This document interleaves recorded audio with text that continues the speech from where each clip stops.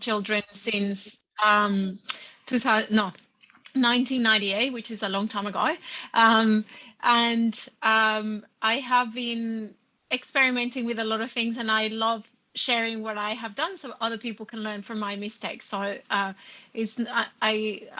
volunteered for the MLTA, the Modern Language Teachers Association, and my main passion is the sharing of ideas. So I work as a professional development officer for them, and I suppose that's part of why I have presented so much as well.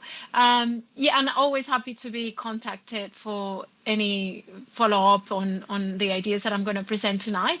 And I said to Alex that I don't mind being interrupted if you wanted to. The presentation is not going to be very long in theory, unless I go on and on, which I generally don't do.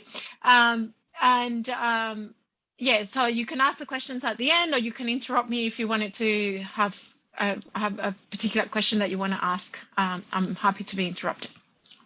So my presentation tonight is about connecting and working with classes or young people in the languages that I have taught. And my hope is that you will be inspired and you will be doing this very, very soon with your own classes. For me, it all started actually was at a conference, and I don't know, Alex, you would have been there. It was some years ago where Joel of Yanko came to the Federation's conference, and he spoke about this framework that he has about where he discovered through his research that learning a language comes with three things: competency, opportunity, and desire. And that was a turning point for me in my teaching career, because, and I'll explain it briefly what this means. This was the thing that I said, oh, I'm missing this. So he said, and it is, I suppose, normal, and we don't need to feel guilty about it. We all focus on the competency part of the language learning, which is to teach the students how to speak, read and listen and write in the language. And we often forget the two other really important aspects, which are to have the opportunity to practice and listen, etc., the language, and to have the wish, the desire to actually do it. And so that it all came through that. I wanted to give meaningful opportunities for my students to communicate, and I wanted them to want to do it as well. And then the other one is, and I'm pretty sure you would have heard of these, and I will share these slides with you. So you will click on the links. I don't want to click on the links at the moment. It's the Mastery, Autonomy and Purpose by this psychologist called Dan Pink, which talks about the importance of those three things for us to enjoy what we do. And this is work, study, life, volunteering, anything that we do. We need those three things to feel that it's worth doing. So those two things are the main, what I call the research on the pinnings, but also what inspired me, I suppose, to start doing this. I had been thinking for a while about doing it, and then once I listened to this, I was like, okay, I have to do it. So I'm going to show you examples of what I have tried so far, the tools that I have used and how I have used them. And then I'll talk to you about the advantages and disadvantages and what I have learned through, mistakes that I have made. So the first tool that I have used, and you might or might not know it, to me is I feel it's already quite an old tool. It's called Edmodo. So I need to stop sharing my screen, this screen, and share a different one, because I couldn't open it in two different accounts. So this is the Edmodo. It looks like I don't have Facebook, but it looks a bit like Facebook in that it has, the messages in there. And then, so what I have is the classes which which I have connected with. And well, obviously we didn't communicate much with this class. I know this one we did. So I had connected my students, and they had one-on-one connections, like the typical, pen pals, but in this case it was e-pals. But the advantage here is that everybody was seeing everybody's posts. So it wasn't very long. They were writing in all in French. This was with a French class. So that's an example of something that I have done.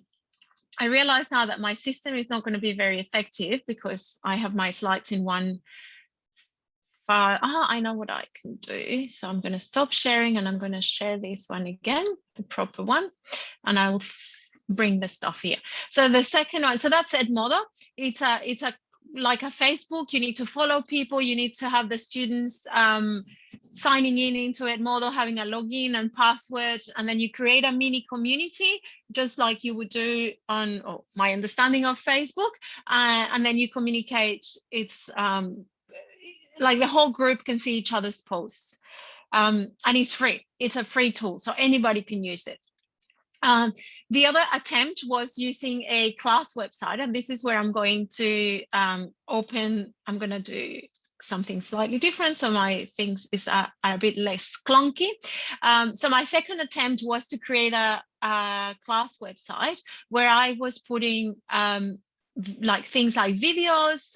My year 9 students at the time were doing holidays, and I had connected with a teacher in France who had taken her students to Paris, and so she sent the video is not available anymore. She sent us a video of the trip, and what I liked about this was the fact that I could do so many different things with the website, but I could also have the students interacting with what was happening there. So there were the students had made some comments, the class in France had made some comments.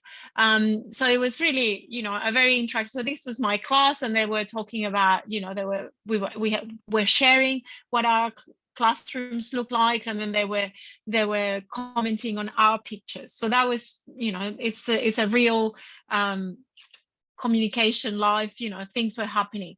They wrote a text about where they had gone. Anyway, what I liked about it is I could do lots of different things with it. These days, creating a website is a bit outdated in that we generally have things like Google Classroom and other platforms that are much more easily available, I suppose. But at the time, this was useful, and I still I haven't had the energy to do it again, but I wouldn't be unhappy to try and do a class website, because it also becomes available to parents to to check what we're doing, and that's what I had done. So it worked also when I was connecting with these classes to say, look guys, this is what we have been doing. Excellent. So the next one is one that I can't show you examples of because Google Plus communities have disappeared, unfortunately. So I just briefly put it in there because it was something that was super successful. Unfortunately, it's a platform that doesn't exist anymore. It was created it was a little bit like an Edmodo, but with the Google suite of tools. And again, you could create a community and people would join, and it was easy to share videos, Google Drives. It was like a superpower website, but it was only available to the people that you gave access to. As I said, unfortunately, it doesn't exist anymore. Then I started, one of the things that I tried, and some of these things were tried in parallel. So I was, depending on what the teachers on the other end were comfortable with. So we literally shared a Google Drive. And I'm going to show you what they look like. So this was my Google Drive shared folder with a teacher in Argentina.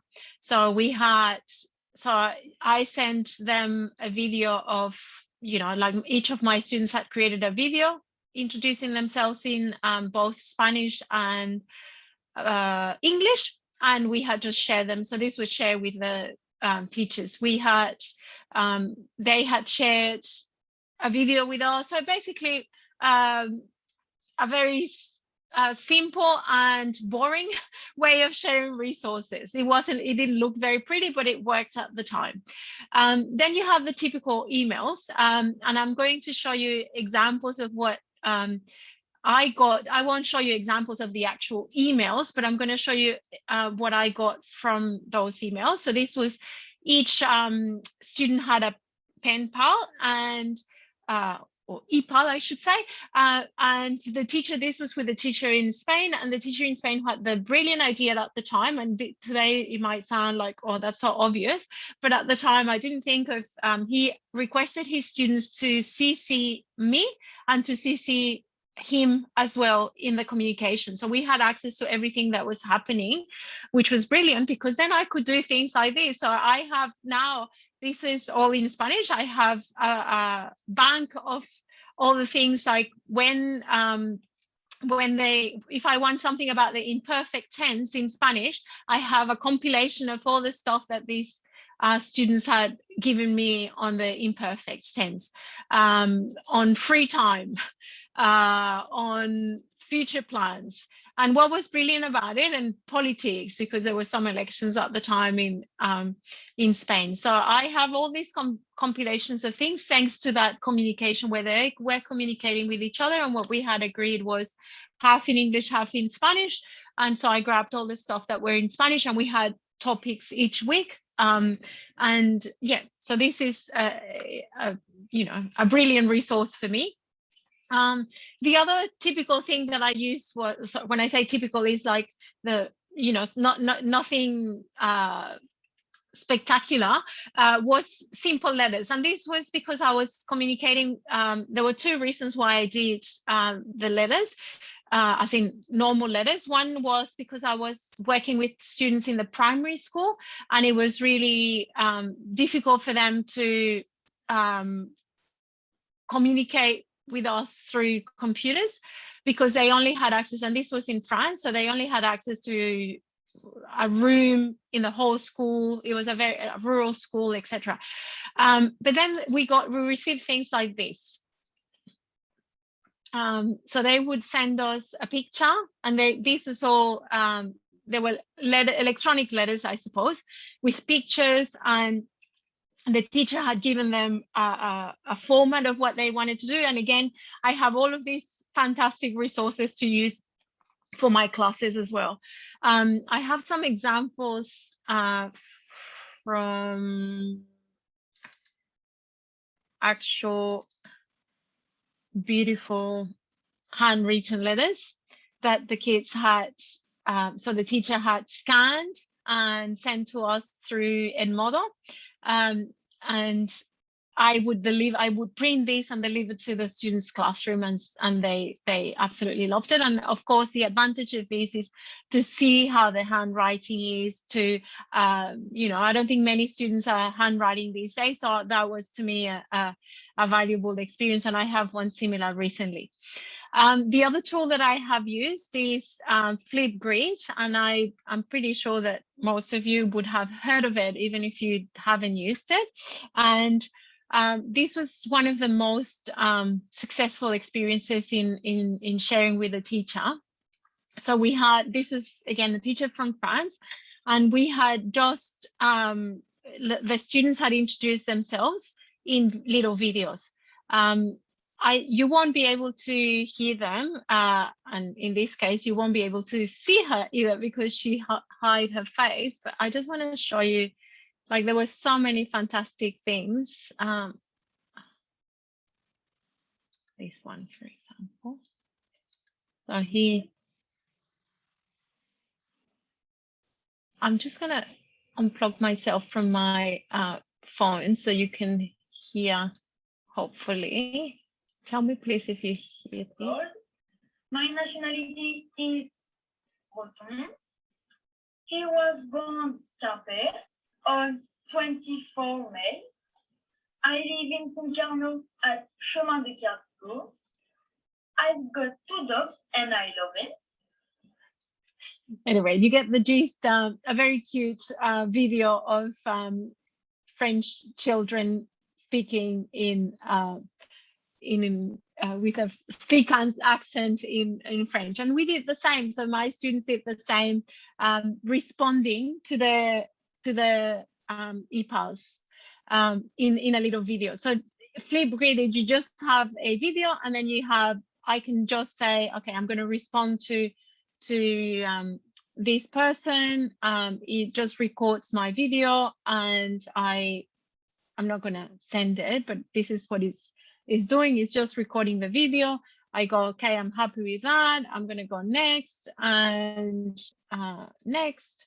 And it will take a picture of me saying hello, and then it's uploading my video. It won't upload to the kids because I need to approve it before it's accessible to them. So I can just simply delete it before it goes anywhere else. But all the kids have access to each other's videos. And again, really authentic resources to use in the classroom.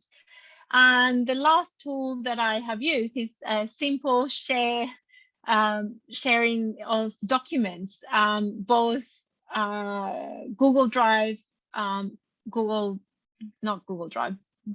Docs, and Microsoft in OneDrive. And I'm going to share with you, and for this I need to stop sharing and share a different screen, which I need to, I'm so sorry, I just need to open it. Here it is.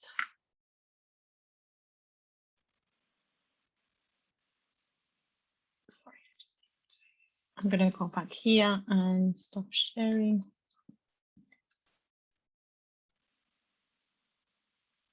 I can't see it. Oh, here it is. Okay, sorry. So this is the latest one that I have done. This was in this term, actually between term 3 and term 4. I have my students communicating with kids in Argentina, Chile, Mexico, Colombia, and Spain. In Spain, we went to a platform called EPALS, and I'll show you later what this looks like and how great it is. But basically, all I did was I had the names of my students and the names of the students with whom they were communicating. They would open the Google Doc, and the sharing was only with the people that had like the 2 kids that were communicating through this, plus me and the other teacher. And so we had each week, they had a topic of conversation, and I had a line for my student, a box for my students in Australia and a box for the students in Argentina. And all of them looked exactly the same. And so we were responsible in Australia to start the communication, and the students in the other countries were just responding to us.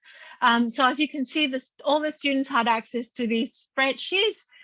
All they had to do was click in the document that they needed to open. It looks very easy and friendly as it is. It took a lot of time to set up. A similar one with Microsoft Documents was one with teachers with a group of students in Mexico. And this time what we did was, they were 90 students and we were 30 or something. So we assigned groups of kids and with the same principle. So it was exactly the same principle, but just done with Microsoft Word as opposed to Google Docs, just because both schools, we had access to those resources, and it was a bit easier. So now that I have shown you all the things that I have tried, I'm just going to talk very briefly about the advantages and disadvantages of each of them and the mistakes or the things that I have learned from doing that. This is my beautiful map of where all the connections are. So in yellow are the ones in French, and in blue are the ones in Spanish. So people from I feel lucky that the languages that I teach are spoken in different parts of the world. So showing a bit of variety there. So with Edmodo, what worked is that everybody could see everybody's post. So when one of the problems with ePals and pen pals is that when two kids don't communicate with each other, one of them will feel left out, and that doesn't happen with Edmodo, because even if one of the students or several of the students are not communicating, everybody is benefiting from the communication of the others. So that's one thing that I really loved. What I didn't like is there was no connection. I couldn't share that with the community, like parents. I could, but it was not easy, and it would have broken the trust of some of my students. So it was no easy communication with the community. And the worst part, and this is why I abandoned Edmodo, is that my students needed to remember their login and password, and that was so problematic at the time that I just decided Edmodo was not the way to go. With the website, again, everybody could see each other's posts. That was really good. It was a brilliant connection with the community, which I loved, but it was somewhat time consuming to maintain and to create. Not so much to create, it was fairly easy, but yeah, to maintain. With Google Plus communities, I'm just going to go through very quickly. What I loved is the large files that could be added and shared easily. That this can now be done. There are alternatives, but it was a brilliant tool. Then the Google Drive folders. What I really liked is that it was very easily shared with people. So all you had to do was have a Gmail account, which is free, and then all the resources were there. Everybody had access to them. It was super easy to set up. That we could add large files, as opposed to emails where you can't send videos. Again, no open connection to the community. And when I say that, it's not easy open connection to the community. There is always a possibility, but it's not user friendly, I suppose. With emails, obviously the fast and direct communication between the students was brilliant. You couldn't share that with the community, which was a shame, or with each other, so they couldn't see each other's posts. So if it was a one-on-one thing, and it had disadvantages of letters, and well, this is what I'm saying, that not everyone could read all text or see the resources, and of course the risk of some students not receiving anything. Which unfortunately happened in each of the times that I have tried this. With the letters, I love the ability to personalize things. So when they handwrite, they often do a little picture, or they use a special paper, etc. However, the communication is much slower, although these days we can scan the pictures and send them, which is helps a little bit, but at the time I did a proper mail, and all the other challenges of the one-on-one, not being able to share with their community. With Flipgrid, a lot of the advantages, they could see each other's posts. There was possible connection with the community because I can share the file, the link with parents, and so they could see what the communication was like. It obviously helps with listening and speaking skills, which all the other ones don't. And however, it's limited to video and sound. So some students are uncomfortable with those, and that in my experience, that was problematic with some students. It's easily fixed because you can tell them you don't need to, if it's the video is the problem, you can say, you don't need to have your camera on. Just the sound. Some of them are self-conscious about speaking, so that is problematic, I suppose. This is, I suppose, my favorite one because it's much more flexible in terms of emails, but it's still, you maintain the direct communication, but it's much more flexible because I can add kids to it or to pull them out. So I could add kids to just view the file as opposed to edit it. It can be easily set up for groups like I did with the Mexicans. So it was not, a lot of the kids were benefiting. It can also potentially be shared with the community if I wanted to. And what I loved the most is that it was so versatile because you could add pictures, you could add videos, you could add links to websites, all in the same place. And then I keep those, each other. We all keep the documents. The disadvantage is that it can be time consuming to set up, obviously. So that's all for the technicalities and the things that I have tried. I'm just going to tell you very briefly things that might be obvious to you, but I'm just going to spell it out, all the wonderful advantages of this. So you have the authentic communication, obviously, that is, you're talking to real people that are your age, that have most likely similar interests. You are collaborating with them. So I didn't mention, for example, with the some of the kids that I worked with in France and in Argentina, we were doing collaboration projects. So, for example, with the Flipgrid, my students had to interview the French EPALs to find out what type of house they wanted, and then they would create a house for them. So it gives that, like you're doing something authentic, but it's relatively easy to collaborate. As I showed you, you have a bank of authentic resources, which are wonderful, and you can share with your students as models of authentic texts. You also have a more authentic audience. So you're getting the students to work not for you, but for their, friends.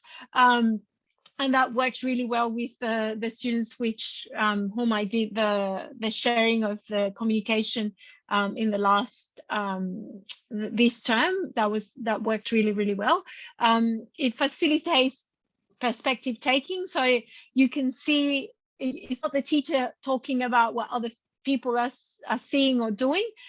They're getting firsthand information, and so it helps them with the empathy and creating that perspective on how things are done. Obviously, it can foster relationships outside of the classroom, which you want those opportunities and that desire to be in as many different places as possible. It can be open to the community. All of the ones that I shared with you could be potentially open to the community. So you're advocating for the work that you do, because you're showing what has been done. In terms of more skills, it cultivates that digital presence online. How do I work online? And this is especially the case if you are opening this to the community, that they're mindful. So, for example, I had my students communicate. This was not in the context of communicating with students in another country, but they were creating an electronic class magazine, and a student had put a silly picture, and I said, "Oh, do you realize that I'm going to share that in the newsletter?" And she was like, "Oh, okay, I better put a better one." So it makes it more meaningful. And then obviously you have the power of the feedback from peers. And when I say peers, is not only the classroom peers, but also people outside of school.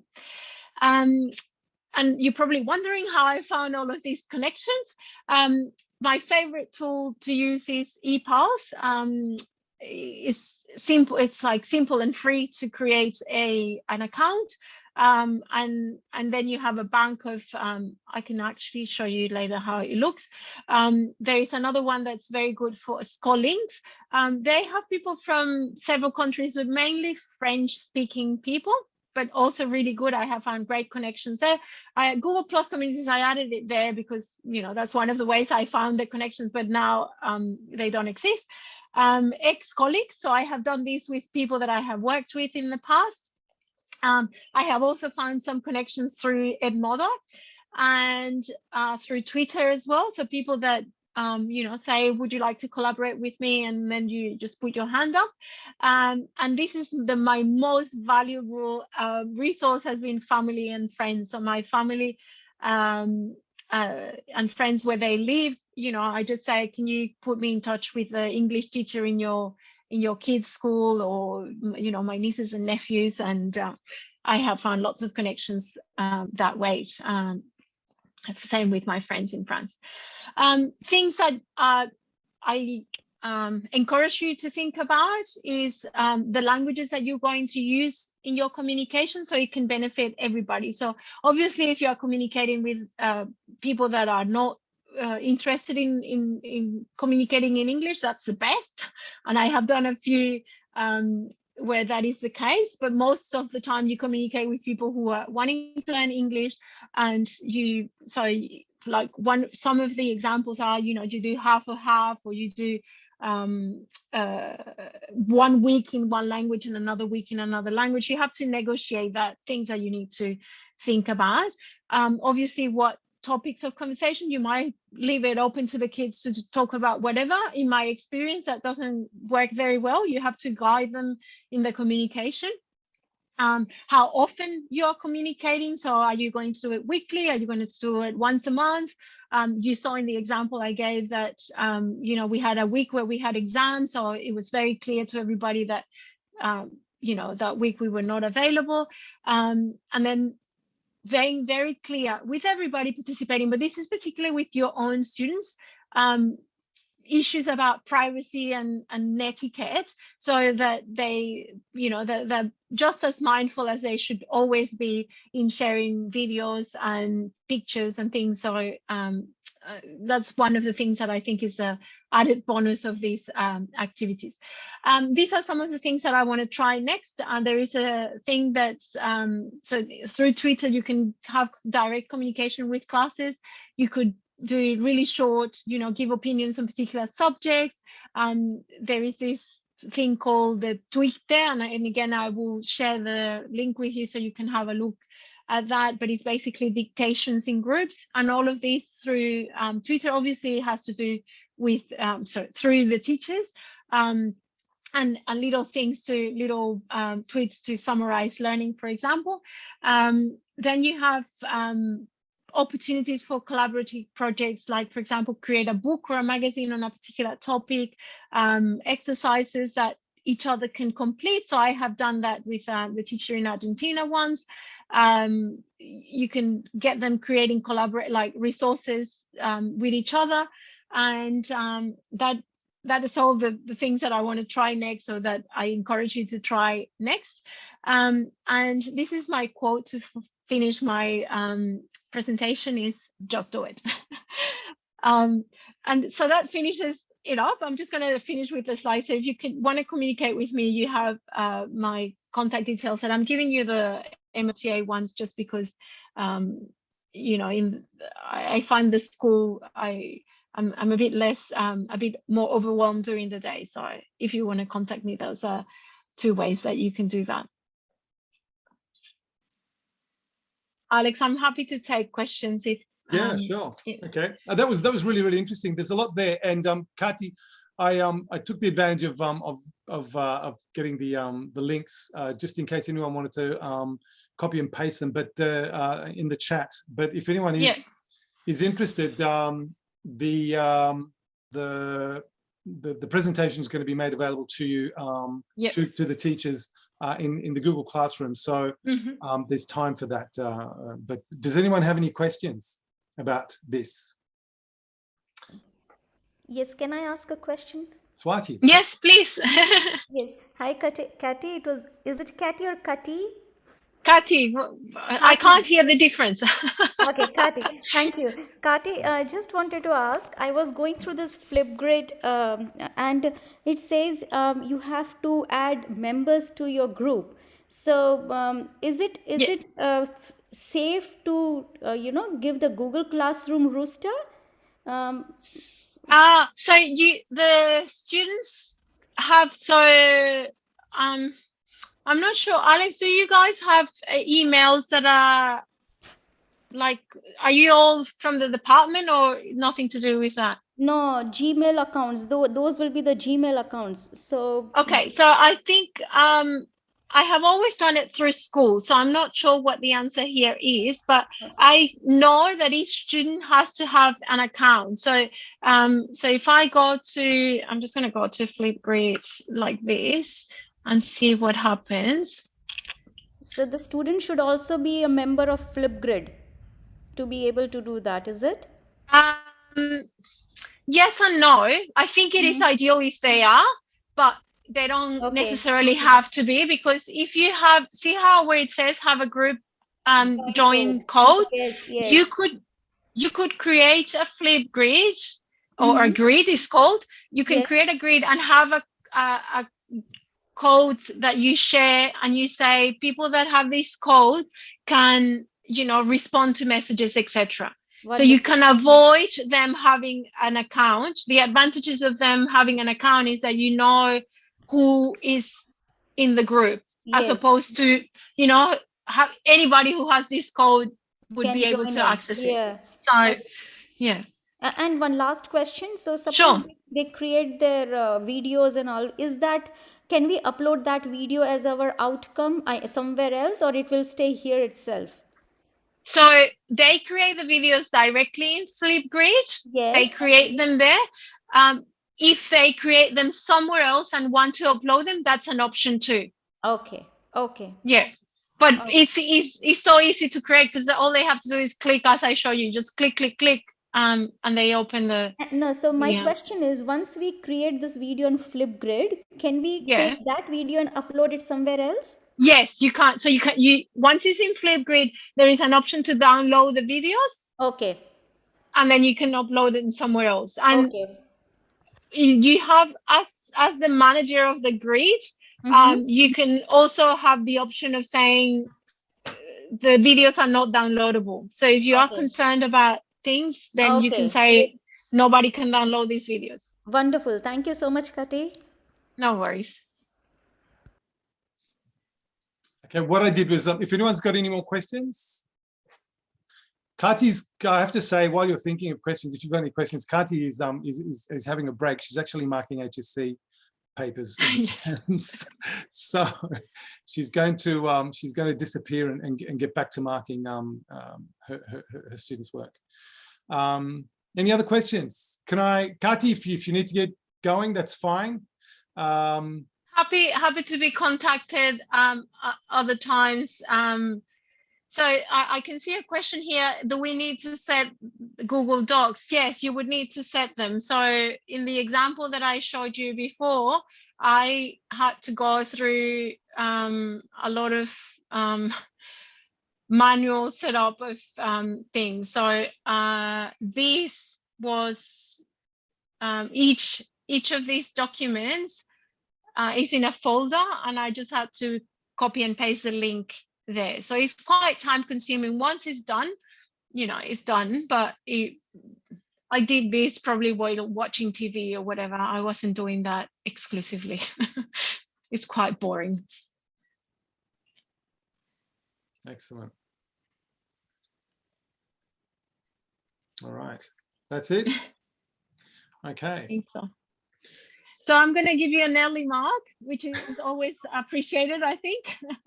And I'm, again, happy to be contacted if you want more details about the technicalities of what I did. But I will encourage you to go to any of those websites, reach out to family and friends, and connect your students with other young people in the countries where your languages are spoken, because they get so much out of it. And you get so much out of it, surprisingly, too, because you get all those resources, which are wonderful. Excellent. Thanks, Kati. We'll see you again. Okay. All right. Ciao. Happy marking. All right. Thank you. Bye. Thanks, Kati. I'll just, before anyone else goes, I'll just share my screen just very quickly for those of you who need some details. This is the Federation's Twitter. If you want to join the Federation's Twitter, you'll actually get updates on material. You can contact us here for the videos, for the websites, anything that you need. So it's just you can see down here, if you can have a look just quickly, at NSWFCLS. That's basically the Twitter account. The Federation's YouTube, I gave it to you in the chat. This is what it looks like. The material that she was talking about, that Kati was talking about, is also in here. So we've got over 40 plus masterclasses and training sessions, and Jolo Bianco's one that she was talking about just before is in here. We've got some amazing top level speakers here, and very, very practical ideas.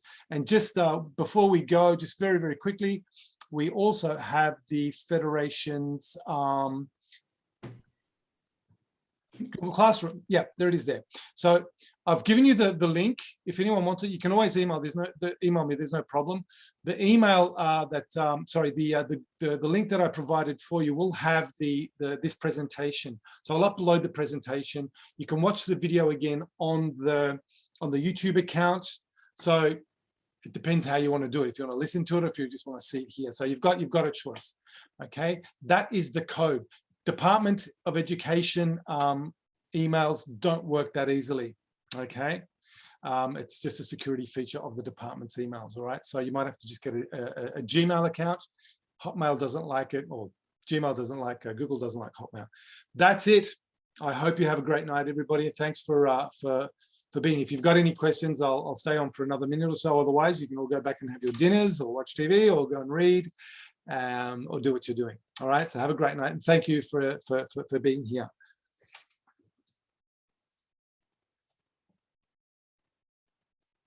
We've got some questions, so I will be answering some questions. Okay, no, that's good. All right. Okay, look, I don't think there are any questions. Excellent. All right, everyone, good night. Thank you. Bye-bye.